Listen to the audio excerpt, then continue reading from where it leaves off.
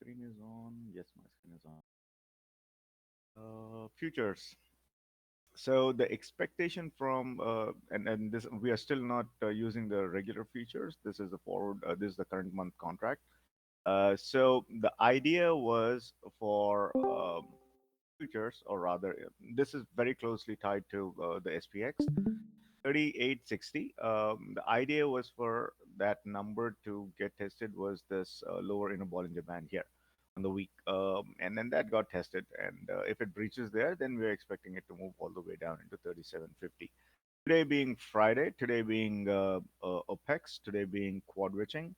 Um, uh, well, you could make an argument that it might get into 3750 right now. Not plotting anything beyond that. I think that is even it's a stretch at the moment, but not, it's not that we have not seen it. If it gets there, fair enough. I think we'll look for another bounce. Right now, this is a distant possibility, the second standard deviation on the week, but still in the realm of reality. It's not that outlandish that it might test the second standard deviation on the week. Perhaps the idea, the better thing would be to not test that during the rest of the December. um, that's not the idea here. Though we are still looking for it to push down here into 3756 area and then probably take a bounce from there. So that's the bigger picture. And to the upside, this thing remains the 50 EMA, sorry, 50 MA, the black line right here. That remains a solid resistance. It did play as a resistance before the rally, and even this rally, it played the resistance. So now it's time to see that whether this resistance will push it all the way down into second standard deviation like it did last time, or whether it's going to hit the first standard deviation and bounce off of it. But this move till here was pretty much priced in, if you will. Okay, now going into this chart. So right about here, 36, 3860, 3855, this line was supposed to act as pretty decent resistance. And so far, it's been acting as pretty decent resistance, give or take a few points here and there. And if that breaches, obviously, we're going to go push into this line right here, about 3780 to 3770. This is a very likely outcome, 3770, 3780 area. This is a very, very, very likely outcome, and we're looking for a bounce from here. Now, why would we look for a bounce from here is because you have the RSI down here all the way at the bottom of the range, and Williams R has pulled down beyond, well, it's very close to negative 100. So very likely it will start to pull up. Very like anytime you see this thing coming back, that's just technically speaking. Again, quad witching and the OPEX might change that outlook, or might change the behavior of the technicals. But by and large, this is how it should work. Comes down, hits the lower end of the range here and bounces. Comes down, hits the lower range, bounce. Comes down, hits the lower range, bounce. So bounce. So the same thing. Expectation is for the same thing to happen here. If it happens, that would be like pulling an upset on the expectation of that push down. But decent chances of that, RSI pushing up. Maybe today, maybe Monday. I don't know. But this looks like a good candidate for a bounce. But after that bounce, very likely it'll start to pull to the downside, because this line, the green line, is still pointing to the downside. How much of a downside we'll decide, if it breaches right about here, 3780 to 3770 range. After that, we'll reassess the situation. But for now, it's I think it's a good line to hold here, 3850 range, and push to the upside. We'll put it at, let's say, 3866. If that clears this line, this black line right here, it should act as very, very, very, very decent resistance. Expectation was that this should act as very decent support, which it did yesterday, and we bounced off of this level. But today it looks like it breached it. Now to the upside, going back, it will act as very decent resistance, 3870, 3875 area. If that breaches to the upside, then we'll look for a push into perhaps into 3900 and 3920. Not plotting anything above 3920 as of now. If it clears there, then we'll reassess the situation 3920 to 3925. If it clears there to the upside, then we'll reassess the situation, probably into 39.43 and probably into 39.50 to 39.50 area, general area. Right. So this is the game plan in in the bigger picture, and of course we'll look for those logical bounces and whatnot, or logical push downs as the day goes by, based on various other factors. But the idea here is that if it breaches below this black line right here, the 50 MA, and then very likely it's going to go down right here, 37.70, 37.80 area. That's how I'm looking at it. Bounce probably to this 39.25 area. Okay, let's go down into the 4-hour chart. This is a very good chart to keep an eye on, just because not many people keep an eye on this. MACD is still crossed to the downside, but look at this thing here. It is getting oversold, right? So we might want to see it come back and test this 38.80 number. If that clears, very likely push into 39.01. And then we'll see why would it go there, and is there a real path to it. Now getting back to the 1-hour chart. This is the chart where I spend most of my time.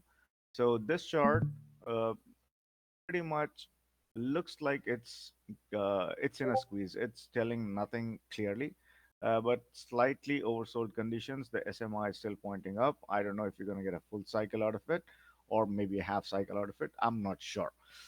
So here, if it breaches below this baseline on the half trend, then we are looking forward for a push down into the lows of the day, 38.20 and sorry, 38.40, 38.44. If that breaches 38.20 is obviously the next level. But to the upside, if it clears a 5, then very clear the 8, 38.65, then very likely 38.73 area. And the mean is sitting at right very likely it'll hit this number. If it does hit this number, 38.73, 38.75, it will get pushed down from here.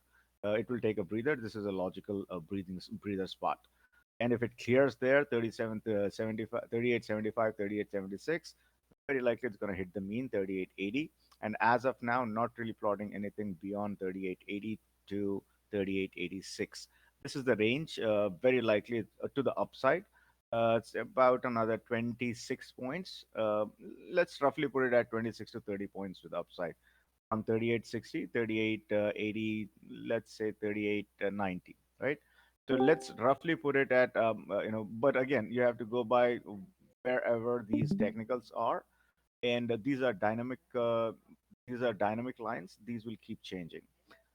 Right. So after that, uh, let's go here onto this chart. If anybody is trading right now, so this is the line that you want to see cross to the upside, and after it crosses this line to the upside, this is the baseline. This is the super trend. It is hitting that and taking a breather right now. If it clears here, very likely push into right about here, 38.74 to 38.77 area. Logical breather again. To the downside, we want to see a breach of the mean right about here, 38.55, then very likely push into 38.52. This 38.50 general area should act as very decent support. Right. Okay. Let's get into DXY. We want to get into VIX. In a minute, we'll get into VIX. First, get into this thing here. US 10. So this chart right here, US 10, is still showing weakness to the downside, but it is holding up at very decent levels. And if you see the technicals here, these are pointing towards a bounce, right? So what happens when the 10-year bounces? Usually, the it will pull up the DXY with it, and that usually results in risk assets to the downside. Now, the move to the upside, it's the velocity of the move that would matter, right? If it comes up to 5 and clears the 5, then pushes up into the 8, 3.67, and then very likely 3.73, 3.74. If it takes this path to the upside, then we'll have a market to the downside. And it's not going to be a one-to-one correlation, at least today, simply because of the OPEX. People will try to position themselves, whatever they think is better for their books, or whatever they think is going to happen in the next quarter or something. So that's how they try to position, and very likely that will move the market. Generally generally quad witching is, to me, at least to my experience, one or two times it was a volatile event, but otherwise generally it's a non-event to me. Usually quad witching shows up during the end of the session, something like that. So otherwise it's just every other factor that will play into it. Might be this might time might be a different thing, because we still have uncertainty around how the 10 year is behaving and what the Fed speakers are going to say, all that. But still, we'll try to navigate through our technicals, logical bounces and logical pushdowns. Right. So if it takes the path to the upside, then obviously we'll have the market to the downside. If it pushes down, probably 3.41 breaches there. And I'm still thinking probably this is a next week story or something. But if it starts to come back down, and then we'll have risk assets to the upside. And if it starts to come back down next week or a week after that, once it hits a 5 or the 8, then very likely we'll see a Santa rally. If not, you will get cold, you and I both. Right. So to the upside, MACD. This is the 10 year on the 1 day. MACD, watching this thing very closely. If it starts to curl to the upside, then we might see a start of a trend. As of now, that is not happening. It's still building here, and we still have the SMI to the downside. SMI is still not curled to the upside, so that is still building probably to the upside. The MACD is still not crossed there, but we'll monitor the situation. Maybe it's a story for I don't know, next week. It will next week or later week or later week after that. It might start to curl to the upside. Then when it starts to curl to the upside, we'll take a note of it and we'll try to figure out how to deal with that. For now, 5 clears, 8 clears, then it's going to go hit this number 3.54, 3.55, and very likely it's going to take a breather from there. And if it clears this number 3.54, 3.55, then I'll start to look into a mean reversion, very likely 3.59 to 3.60, and a breather from there.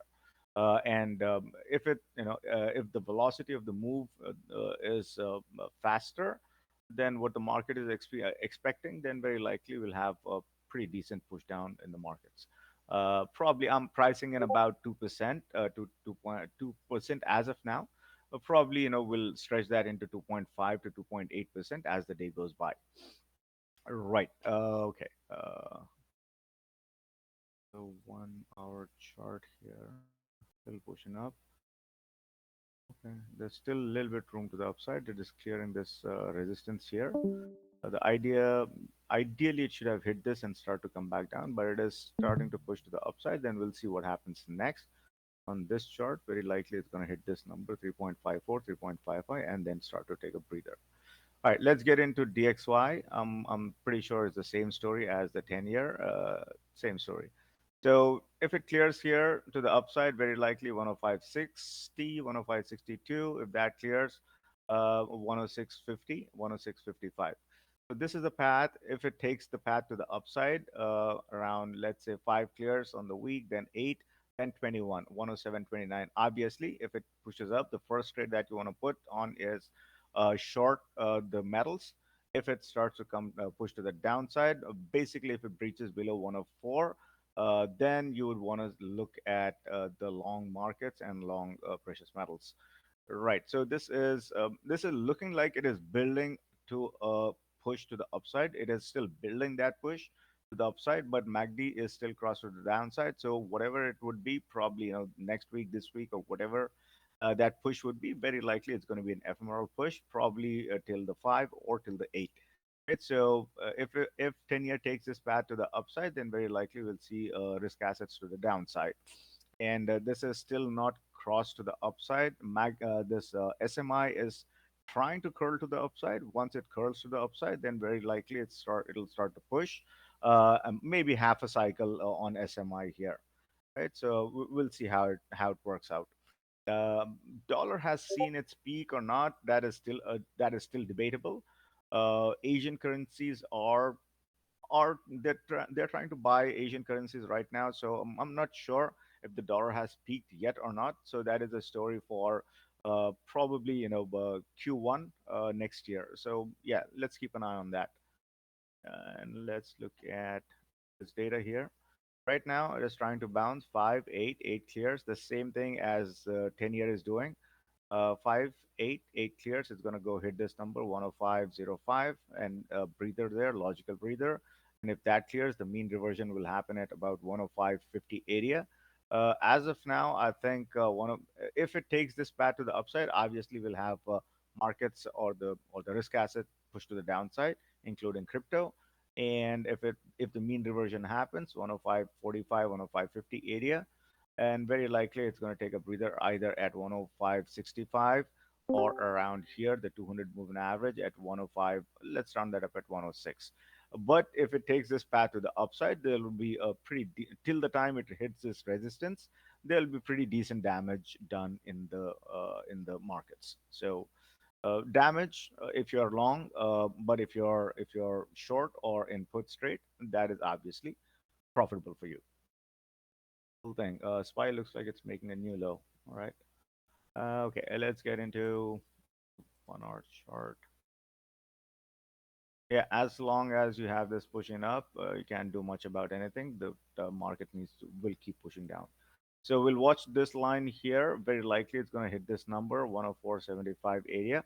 And very likely it's going to start to take a breather, a logical breather. But if you have 10-year keep pushing up, there's no point looking at this. This will keep pushing up.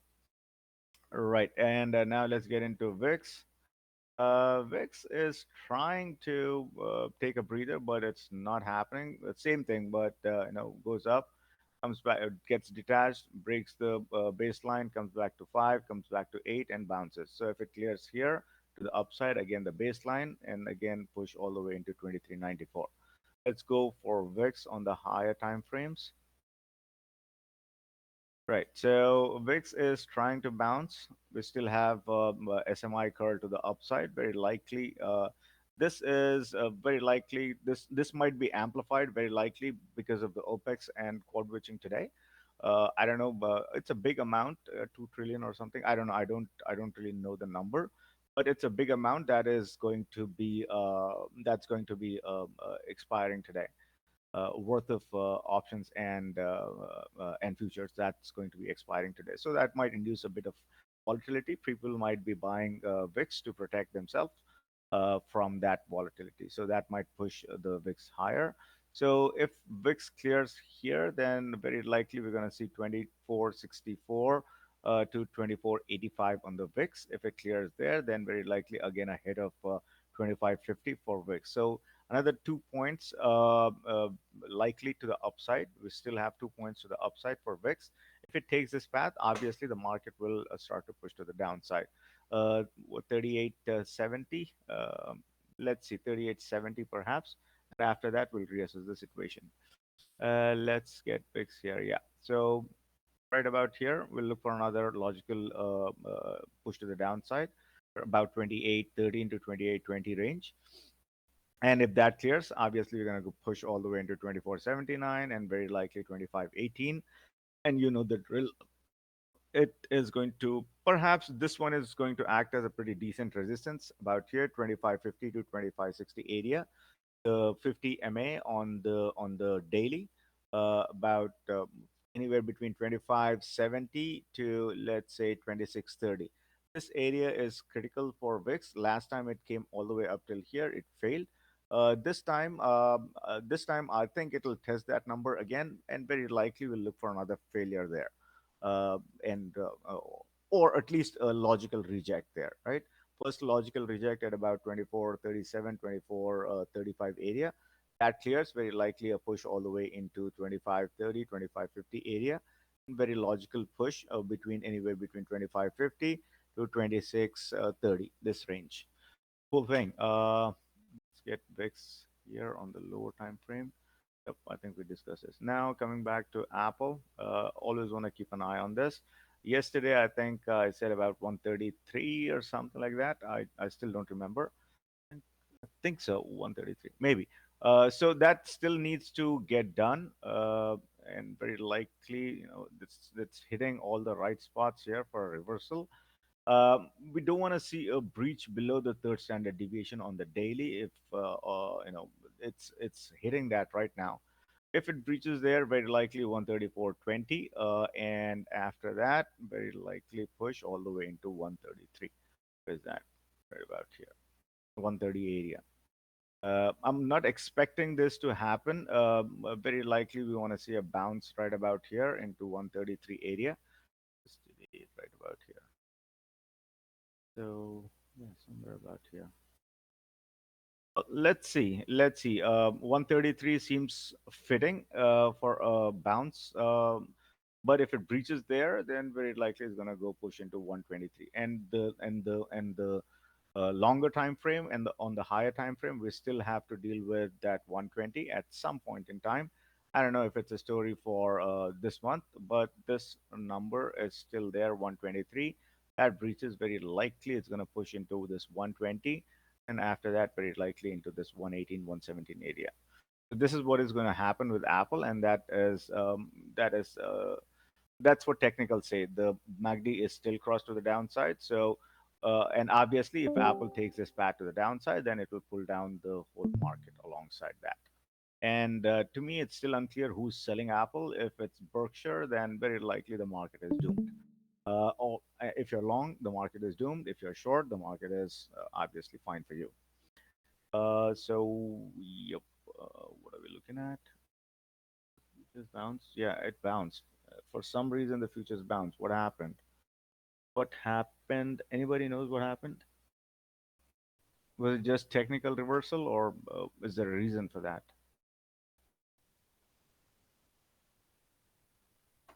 Why is SPY bouncing? I don't know. I don't know. There's something happened. I don't know. Because I see my puts kind of were performing pretty decent. Now they are not performing. I don't know what happened. There's something happening.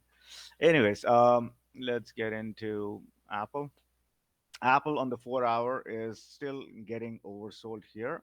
And if the 4 hour chart, so let's watch either either this candle or the next 4 hour candle that is about 130 candle, then very likely we'll see a push back again with Apple into the five. The five very likely will be either right about here 137 or might slightly push down into 136 right around here 136.80 or something like that.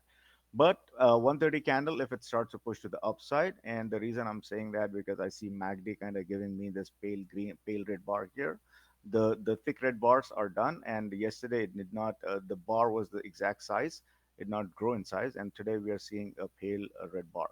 So we might see Apple if the SMI starts to curl to the upside on the 4 hour chart, we might see a push all the way up into the five, and then very likely into the eight. Then obviously if Apple pushes up, and then we'll have the market stabilize alongside with Apple. This is the chart that I watch all the time, the 1 hour chart. MFI is all the way down here, and usually whenever you see MFI down here all the way, that simply means it will start to come back up. And if it does come back up, and if you have MACD doesn't really mean much on the lower time frames, but if that also crosses to the upside. But what is meaningful is this the histogram here on the MACD. The histogram here it stopped the red bars, and here it started giving you the pale red bars. So and you still have the MFI down here. We might likely start to come back up into five. If it clears the eight, then we might see 137.50, and the mean is sitting all the way at 130 139. Not sure if it's going to push all the way into the mean, but still, it's a good idea to keep an eye for this MFI bounce. If MFI starts to push to the upside, then very likely the market will hold. SPY again pushed down. I don't know what's happening there. Apple I just had don't a know. big red candle. Did right? Yeah. Yeah, something's going on. There is something happened because my puts were performing really well. I was up about 250% on my puts, and they just came back. They just crashed. Uh, I don't know why. But premiums are premiums. Premiums don't lie. Anyway, cool. Let's. Anything else? Tesla. Where is Tesla? Let's get into Tesla. Tesla. I mean, this this area or this prediction that we've been looking forward for a few weeks happened, but then after that, the other number that we were looking forward for was this 50 moving average, and that happened too. Now, now the idea was for it to bounce either from that 200 moving average in the week or the 50 on the month. So far, that hasn't materialized. So far, it's holding this 50, but the bounce, the kind of bounce that I was hoping, it did not happen. At least I was hoping for a good 10-point bounce, at least 10 to 12-point bounce, did not happen. Um, my idea of a bounce was, if it bounces here, then it will go all the way up into this line into 183. And if that clears up, then very likely my idea was to 197. Did not happen, did not materialize. I'm still hopeful for that. But if that happens or doesn't, that we'll see, right? And if it breaches this 50 moving average, very likely it's going to push down. The downside is about 134 to 131, right about here. So this is the line that I'm watching next to the downside, and to the upside, this is the line 182 area, 183 area. But that's the bigger picture. Let's go down into the weekly chart. Right about here. If it starts to bounce, the first stop should be right about here, 163, 164 area. So this should have happened yesterday, and more selling came into picture. Apple pushed down, couldn't pull up. So this area, I'm still looking forward for this 164 area. If the broader market bounces, then very likely I'll be getting this 164 on Tesla today. Uh, 3 minutes to open. Let's quickly finish it up. So on the daily, Tesla is a bounce candidate right here because the Williams R has is pulled down all the way down here. Very likely it's going to pull very likely right about here. 164 remains the target. 163.50, 164. If that clears, then very likely 166, 167. All right, and let's go quickly down into this chart. Looks like if it clears here, it is hitting the resistance here. And if that clears the resistance right here, 161.80, if that clears, 162 for Tesla, we'll reassess that after 162, 162.50 to the upside into probably 164. Let's see how that plays out. Right. 2 minutes to open. Let's move into live trading.